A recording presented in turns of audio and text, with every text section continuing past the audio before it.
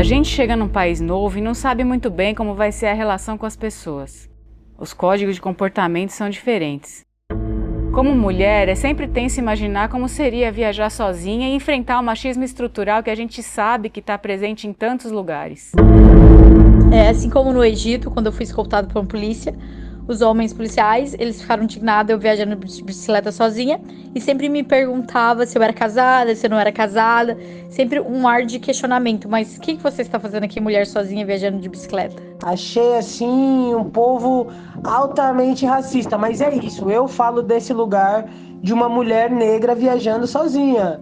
Será que uma mulher pode viajar sozinha no norte da África? Será que é muito perigoso para uma mulher viajar num país de maioria islâmica? Nesse vídeo, a gente vai conversar sobre isso e para aumentar o nível da conversa, a gente vai trazer a experiência de duas mulheres brasileiras que já viajaram sozinhas nessa realidade. E quando eu falo sozinha, é sozinha mesmo, cada uma na sua viagem. A gente decidiu fazer esse vídeo depois de receber a pergunta da Kitsune em um dos vídeos do nosso canal. E vocês já sabem, né? Antes de começar, a gente agradece todo mundo que está com a gente nesse caminho. Quem manda os comentários, as perguntas, você que curte os nossos vídeos, compartilha, está sempre aqui na nossa audiência e principalmente quem colabora financeiramente com o nosso canal através do Apoia-se, do Seja Membro ou então adquirindo os nossos livros e fotografias lá no site. Agora vamos lá para a pergunta que deu origem a esse vídeo. Muito bom, mas e a Rafaela também se sentiu tão acolhida assim? Notei nos vídeos que você era o foco deles. Só tinham homens e todos se dirigiam praticamente a você. Ela era praticamente só a câmera em todos os vídeos que você se relaciona com alguém. Como ela se sentiu nessa viagem? Ela também se sentiu maravilhada e segura com as pessoas? Ela viajaria para outros países do norte da África ou Oriente Médio? Ela iria para lá sozinha ou num grupo de mulheres? Será que seria a mesma coisa sem um homem do lado? Noto que 90% dos comentários aqui são de homens e todo mundo sabe que para homens é diferente, principalmente nesses lugares. Eu queria saber a visão dela também porque tenho muita vontade de conhecer a África inteira de bike. Não se vê muito disso por aí, mas o que a gente sabe é que não é um lugar muito bom para viajar sozinha. E aí, ela iria? Ela fez esse comentário num vídeo que se chama Choque de Cultura e se você ainda não assistiu, eu recomendo, vou deixar o link aqui na descrição. Esse vídeo foi protagonizado pelo Olinto e mesmo que a gente tenha a forma parecida de ver o mundo, de viver as experiências, é claro que ele sendo homem e eu sendo mulher, o nosso comportamento é diferente, ainda mais quando você está num país, numa cultura onde a divisão entre o masculino e o feminino é bem determinada. E então voltando para a pergunta. Agora eu vou perguntar uma coisa pra você, Rafa. Meu, você tá num ambiente aqui, ó, pera um pouco, ó, só pra você ficar ligado, ó.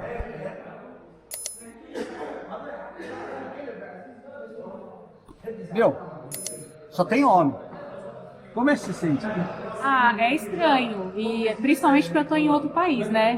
No Brasil, quando eu vou num lugar que só tem homem, tipo esses bares, assim, de beira de estrada, se só tem bêbado, eu faço o que eu tenho que fazer o mais rápido possível e vou embora. Às vezes eu nem, como eu sou agora meio olinto, eu nem entro, eu falo pra ele entrar.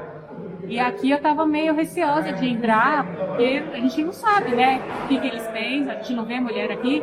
Mas depois que a gente conversou com o Cais, ele falou que não tem proibição, ele não falou nada que desabone uma mulher que tá dentro do café.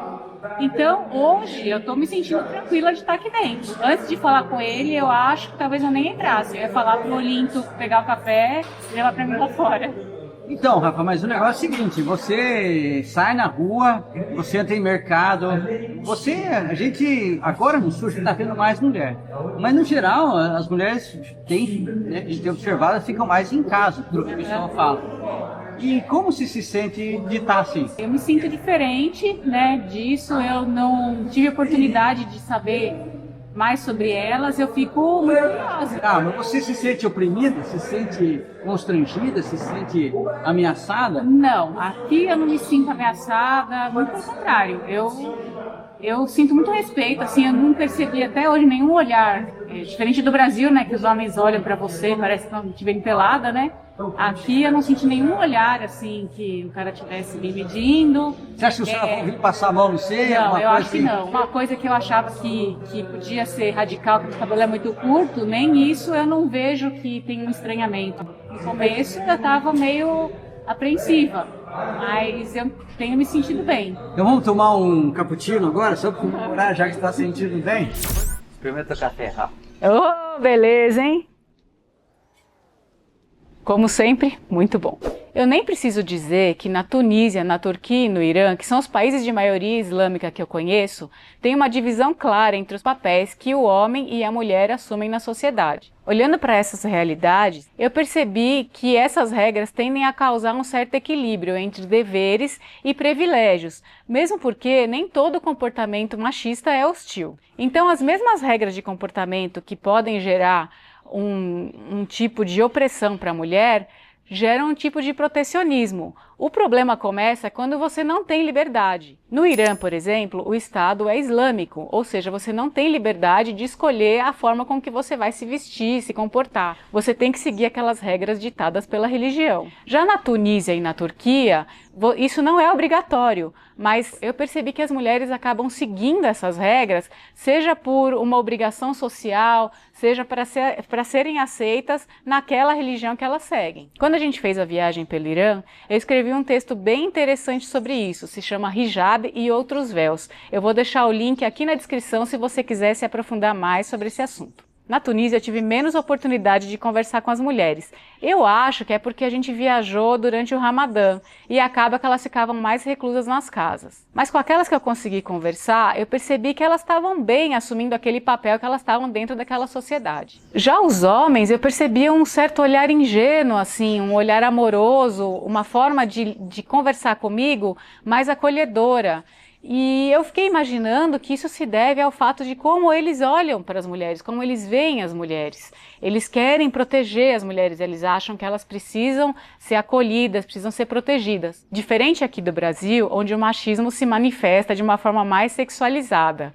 Aqui no Brasil, é esperado de um homem, é até ensinado, incentivado para os homens, olhar para as mulheres de forma a desejar, a seduzir a mulher. Então a gente anda na rua já com essa expectativa de que os homens vão olhar para a gente, vão estar medindo, vão estar vendo, e aí eu não posso pôr decote se eu usar uma mini saia. Tudo isso faz parte da nossa cultura. E não necessariamente está presente nesses países de cultura islâmica, porque eles têm uma outra forma de ver e de interagir com as mulheres. E voltando àquela questão da compensação, eu acredito que o fato de não ser comum ver uma mulher viajando sozinha pode agir ao nosso favor, porque as pessoas vão te olhar, vão falar, nossa, mas ela está sozinha, eu preciso ajudar, eu preciso acolher. Então, de novo, vai ter aquela ação compensatória de uma opressão, mas que, por outro lado, gera um protecionismo. E aí vem uma outra questão do comentário da Kitsune, que ela falou que parecia que eu era só câmera, né, que eu estava lá como espectadora. E, de fato, acontecia mais ou menos assim. Primeiro porque o Olinto fala francês. Eu sei poucas palavras, então para mim era muito mais difícil de interagir com as pessoas, sendo que na Tunísia a maioria que falava outras línguas falava francês. E mesmo quando tinha pessoas que falavam inglês, falavam italiano, são línguas que eu tenho um pouco mais de domínio, era notório que as pessoas se dirigiam ao Olinto. Então eu acabava participando, nem que fosse filmando, era uma forma de eu estar ali interagindo naquele lugar. Por outro lado, a gente nota isso também não só nesses países, né, como ela falou. Quando a gente está aqui no Brasil, muitas vezes sou eu que estou mapeando, que estou roteando para onde a gente vai, e surge uma dúvida, eu vou perguntar, e o cara responde pro Olinto. É como se eu não estivesse ali. Então isso é comum em muitas culturas. Depois a gente viajou para a Itália, eu ia lá e perguntava, porque eu falo um pouco melhor de italiano, o cara vinha conversar com o Olinto. É comum isso, sabe? Não é só nesses países que acontece esse tipo de coisa. Agora voltando para a pergunta da Kitsune. A Rafa viajaria para outros países do norte da África ou Oriente Médio? Iria para lá sozinha ou num grupo de mulheres? Será que seria a mesma coisa sem um homem do lado? Essa pergunta da Kitsune, ela é um pouco abrangente demais, né? Países do Oriente Médio, países do Norte da África, são muitas realidades. E o que eu posso dizer é da minha experiência de viajar acompanhada por Tunísia, Irã e Turquia. Sim, eu viajaria sozinha por esses países. Agora, eu acho que a gente tem que conversar com pessoas que já viajaram sozinha por esses países. Por isso eu trouxe para esse vídeo a experiência dessas duas brasileiras. A Larissa Cantarelli é natural de Goiânia, Goiás, tem 31 anos, fez a sua primeira viagem de bicicleta em 2019 e já pedalou por cerca de 20 países, entre eles a Turquia, Israel, Palestina e Egito. Já a Lorene da Mota Rodrigues é natural de Santos, São Paulo, tem 42 anos, fez a sua primeira cicloviagem em 2009 e já viajou de bicicleta por cerca de 10 países, incluindo Marrocos. Eu preparei algumas perguntas para a gente entender um pouquinho como foi a experiência delas nessas viagens. Quais as suas impressões de viajar sozinha em um país de maioria islâmica? A minha impressão nesse país que eu tive é que são países cuja religião é muito forte. A sociedade se baseia nos princípios da religião, né, no caso islâmica, e é uma sociedade muito patriarcalista, que as mulheres não têm muita liberdade, talvez, de expressão. Elas têm da maneira delas, de como elas foram criadas naquela sociedade. Ao meu ponto de vista, foi uma experiência maravilhosa para compreender uma cultura, uma sociedade que é diferente da minha, no qual eu nasci, brasileira, e que há muita coisa a aprender, na verdade. Muita coisa que é, às vezes, oposta, diferente, e há muita coisa a aprender e ver o quanto nós, brasileiros, a gente está em crescimento também nessa questão do patriarcalismo. Mas nesses lugares islâmicos, a mulher, eu vejo que ela não tem muito acesso à liberdade, a certas coisas. Para elas foram impressionante ver uma mulher viajando de bicicleta sozinha, me ver como um exemplo, como uma atitude de coragem. E para mim foi impressionante ver elas, da forma como elas se adequam à sociedade, como elas se comportam. Então acho que foi uma aprendizagem muito diferente e único para mim. Incrível, incrível. Um choque. É um país que não tem álcool. Então isso faz total diferença nas pessoas. Esse é um ponto. Outro ponto é a hospitalidade e o respeito ao próximo, o acolhimento que eles têm completamente diferente. É muito parecido com o Brasil. Eu achei o Marrocos relacionado assim à interação entre as pessoas muito semelhante ao Brasil, muito semelhante. Questões religiosas assim, super respeitador. Mas vale também lembrar que eu sou uma mulher negra e eles também achavam que eu era de lá. Mas foi assim encantador. Você teve a companhia de um homem em algum momento da sua viagem? Teve alguma diferença? Na minha viagem da Turquia, em início de 2019, eu pedalei com um brasileiro e com a presença dele, sendo um homem, eu vi uma diferença que quando a gente parava em algum lugar, uma família, os homens se direcionavam a palavra para o meu amigo homem, não se direcionava a palavra para mim. Então eu me senti um pouco invisível, meio que fantasma, e era só os homens que conversavam. As mulheres conversavam muito pouco comigo. E em alguns casos, como a gente era amigo, quando a gente foi dormir em warm shower ou alguma hospedagem voluntária, a família perguntava pra gente se a gente era casado ou não. Quando respondia não, a gente era só amigo, eles nos davam um quarto separado. A gente não podia ficar no mesmo local junto dormindo. Penso pela cultura islâmica que a gente não era casado. E sim, a diferença com o homem, tendo uma mulher, o homem é mais presente nessa cultura islâmica. Os homens conversam só entre eles.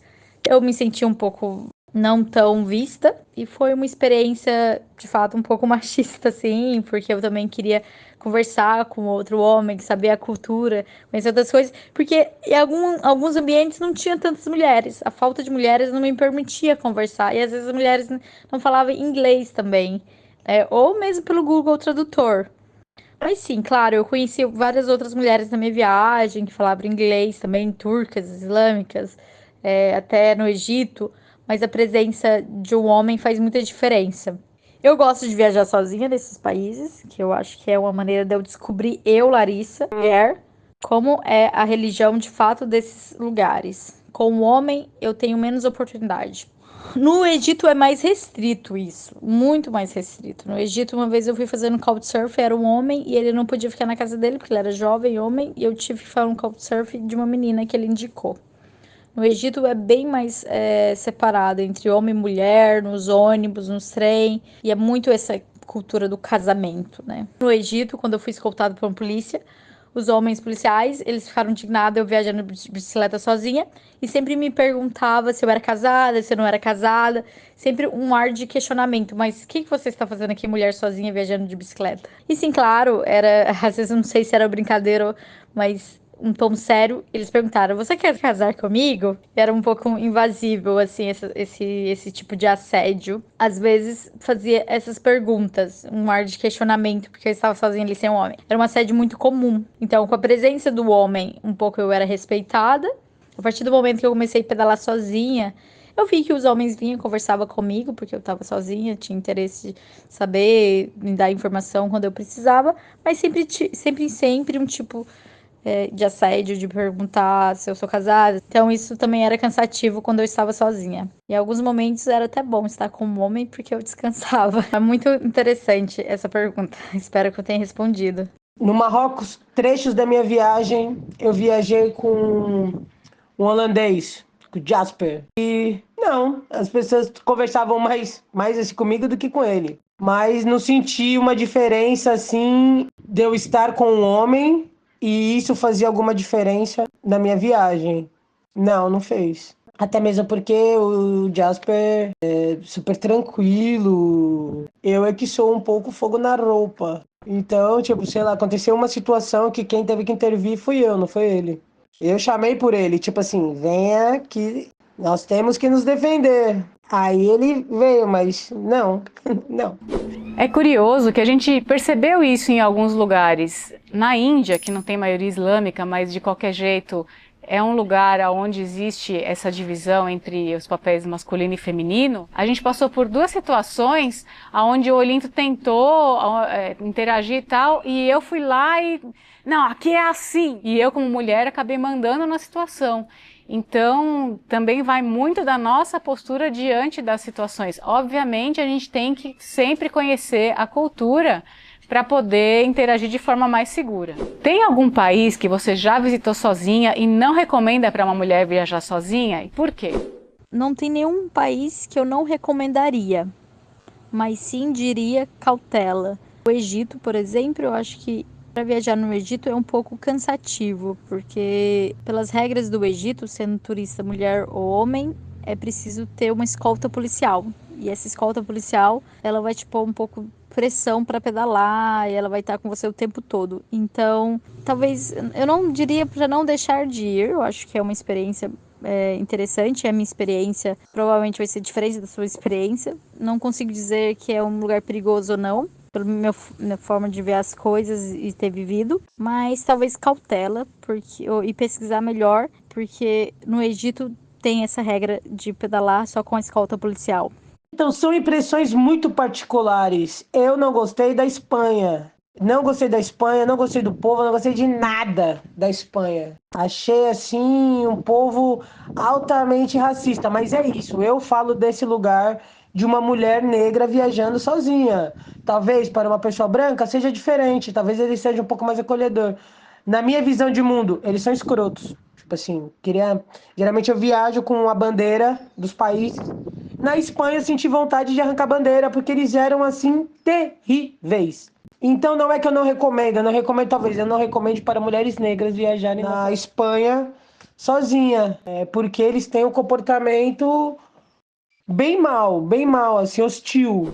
E que dicas que vocês dariam para uma mulher que queira viajar sozinha por esses mesmos países que vocês já viajaram? A primeira dica é sempre conversar com outras pessoas, principalmente mulheres que já viajaram por esses países ou estão viajando nesses países. É muito importante ouvir a experiência dessas mulheres, porque vai te dar uma base para você ter para quando você chegar nesse país. Assim você vai ter uma ideia e se preparar melhor. A segunda dica é conversar com pessoas locais, principalmente mulheres, se você tiver a oportunidade. Que as mulheres vão te ajudar a dizer qual lugar que você pode ir, que você não pode ir, vão dizer sobre a cultura e também tentar compreender um pouco a religião, a cultura local. Isso é muito importante.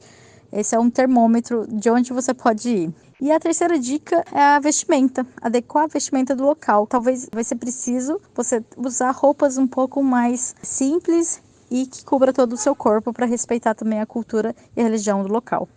É respeitar respeitar, né? Respeitar a cultura do outro, respeitar o outro, ainda que os marroquinos não falem nada a respeito da vestimenta.